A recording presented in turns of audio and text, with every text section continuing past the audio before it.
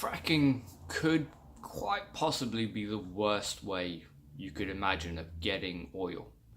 Now, there are a number of energy alternatives, there are a number of green alternatives, and there are a number of alternatives to producing oil that is sufficient to how we live today.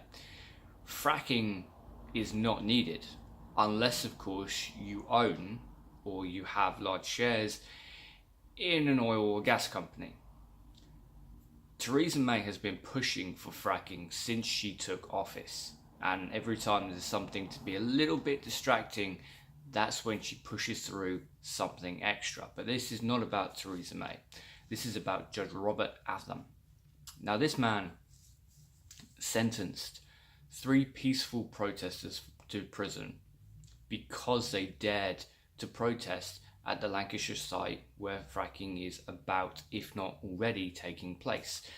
The protesters include a teacher, a piano restorer, and a soil scientist, locking up scientists because they have the audacity to protest against destroying local environment.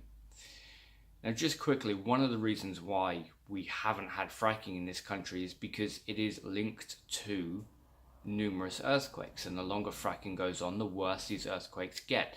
The studies have already been done, because while we've not had fracking here in the UK for a few years, it has been taking place elsewhere in the world, like America.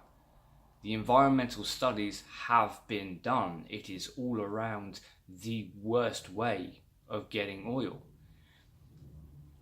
But again, Theresa May is pushing for it, and Robert Altham is defending it. Now, why? Why is this judge sentencing innocent people to prison?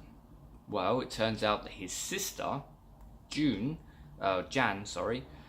runs a supply chain for offshore oil and gas platforms, and it was in fact her name on the county council form that was pushing for fracking in Lancashire. So first off, this was a clear conflict of interest. He should have recused himself immediately, because it has very strong family ties, and let's face it, he's not going to allow these people to protest, because that's going to take away his money outside of being a judge and meant to uphold the laws of the UK and looking out for the best interests of the people. But that's not what we have anymore. In politics, for decades, we've seen this corruption going in, this money that pollutes everything, turns everything toxic, so that the majority of politicians aren't actually honest people, and they don't care about their actual positions. They don't care if they're Labour or if they're Conservative or if they're whatever. All they care about is getting more money, having more lobbyists pay to sit down with them, having X, Y, and Z happen so that they make a fortune. Theresa May is quite happy to sell to Saudi Arabia, despite the fact that they murdered a bus full of school children because it made her money. She was quite happy to bomb Syria without any hard evidence or even waiting for the UN to go in and investigate, because, well, that too made her and her husband a lot of money before breakfast. But now we're seeing it overspill into our courts.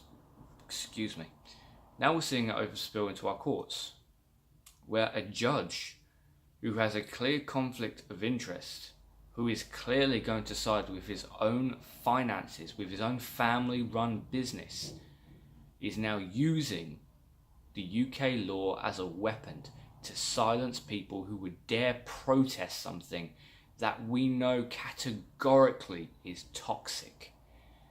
This cannot be forgiven, it cannot be forgotten.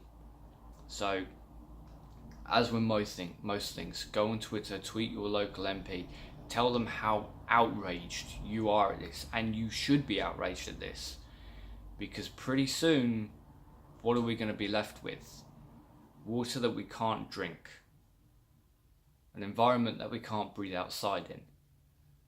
And the whole time, if you dare say anything about it, a judge is going to put you in prison because you had the audacity to protest.